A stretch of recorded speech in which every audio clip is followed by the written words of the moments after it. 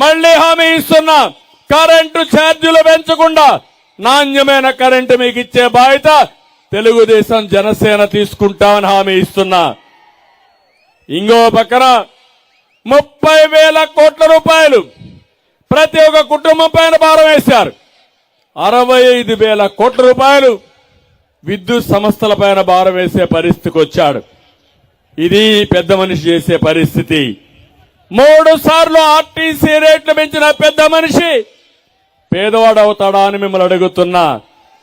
నిన్నే మీరు చూశారు, మీకు మాత్రం సరైన బస్సులు లేవు. ఎక్కడ చూసినా బస్సుల యాక్సిడెంట్. ఈ ముఖ్యమంత్రికి 20 కోట్ల రూపాయలు పెట్టి 2 బస్సులు బుల్లెట్ ప్రూఫ్ బస్సులు తెప్పించుకున్నాడు ఎన్నికల్లో తిరగడానికి. ఈయన రోడ్డు మీద తిరగలేడు, ఆకాశంలోనే తిరుగుతాడు. కానీ ఆయనకు మళ్ళీ బుల్లెట్ ప్రూఫ్ బస్సులు కావాలి. అంటే ఏ విధంగా ప్రజాధనాన్ని దుర్వినియోగం చేస్తున్నాడో మీరు ఆలోచించాలి. ఎవరైనా ముఖ్యమంత్రి ఉంటే ఒక బస్సు పెట్టుకుంటారు తప్ప ప్రజాధనంతో లగ్జూరియస్ గా ముందుకు పోయే పరిస్థితి వచ్చిందంటే ఏమనాలో అర్థం కాని పరిస్థితి. పేదవాడని చెప్పే ఈ ముఖ్యమంత్రి కడకు అన్న క్యాంటీన్ కూడా మూసేశాడు. నేను అడుగుతున్నా, పేదవాళ్లకు అన్నం పెడితే సహించలేని వ్యక్తి పేదవాడి ప్రతినిధాన్ని మిమ్మల్ని అడుగుతున్నా. మా తమ్ముళ్ళు ఉన్నారు, రోజంతా కష్టపడతారు. సాయంత్రం అయితే ఒక క్వార్టర్ బాటిల్ వేసుకుని ఇంట్లో పడుకోవాలనుకుంటారు. శారీరక బాధలు మర్చిపోవాలనుకుంటారు. నేను అడుగుతున్న తమ్ముళ్ళు, మద్యం రేట్లు పెరిగాయా లేదా అని మిమ్మల్ని అడుగుతున్నా. 60 రూపాయలు క్వార్టర్ బాటిల్ ఎంత అని మిమ్మల్ని అడుగుతున్నా. ఎంత అని మిమ్మల్ని అడుగుతున్నా. 200 రూపాయలు అవునా కాదా? 200 రూపాయలు చేశాడు. అంటే ఒకప్పుడు 500 రూపాయలు కూలొస్తే 50 రూపాయలు మందుకు ఖర్చు పెట్టి 450 రూపాయలు ఇంటికి మా ఆడబిడ్డలకు ఇచ్చేవాడు. ఇప్పుడు 500 రూపాయలు వస్తే 300 రూపాయలు తాగుడు ఖర్చు పెట్టి ఇంటికి ఇవ్వలేని పరిస్థితి వచ్చింది.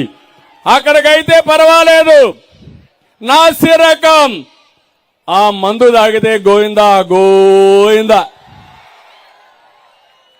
మా ఆడబిడ్డల మంగళ సూత్రాలు దిగిపోతున్న అవునా కాదా తల్లి?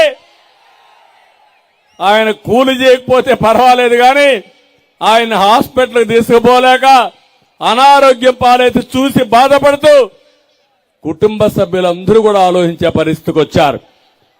ఇలాంటి పేదవాళ్ళ పట్టున పెట్టుకున్న వ్యక్తి, పేదవాళ్ళ రక్తం దాగే వ్యక్తి పేదవాళ్ళ ప్రతినిధి అవుతాడా అని మిమ్మల్ని అడుగుతున్నా. ఇంకో పక్క ఏం తమ్ముళ్ళు, ఇసుక్కు రెక్కలు చేయాలి లేదని అడుగుతున్నా. తెలుగుదేశంలో 1000 రూపాయలు ట్రాక్టర్ అవునా కదా? ఇప్పుడు ఎంత ట్రాక్టర్? ఎంత ట్రాక్టర్? ఇసుక దొంగలెవరు? ఇక్కడుండే మీ మంత్రి ఇసుక దొంగ అవునా కాదా అని మిమ్మల్ని అడుగుతున్నా. పక్కన ఆముదాల వర్షంలో ఉండే స్పీకర్ దొంగ అవునా కాదా అని మిమ్మల్ని అడుగుతున్నా. వీళ్లు మాట్లాడతారు అంటే ఇసుకను కూడా దొంగ వ్యాపారం చేసుకునే రాజకీయ నాయకుల్ని దొంగలనాలా దొరలనాలా మీరే ఆలోచించమని మిమ్మల్ని కోరుతున్నా. బాధుడే బాధుడు, అన్ని ధరలు పెరిగిపోయినాయి అవునా కాదా? కడాన చెత్త మీద కూడా పన్నేసిన చెత్త ముఖ్యమంత్రి ఎవరు? మీకు తెలియకుండా ఒక్కొక్క కుటుంబం పైన 8 లక్షల రూపాయలు భారం వేశాడు. ఈయన పేదల ప్రతినిధి అంట. ఇంకో పక్క నేను ఒకటే అడుగుతున్నాను, ఈ జగన్ నాటకాల ముందు ప్రఖ్యాత సురభి నాటకాలు కూడా పనిచేయవు తమ్ముళ్ళు, జాగ్రత్తగా ఉండండి. ఈ నాటకాలు వేసి పేదవాళ్ళని మోసం చేయడానికి వచ్చే కొత్త బిచ్చుగాడు తప్ప ఇంకోటి కాదు. ఇక్కడే మీరు చూశారు, ఋషికొండ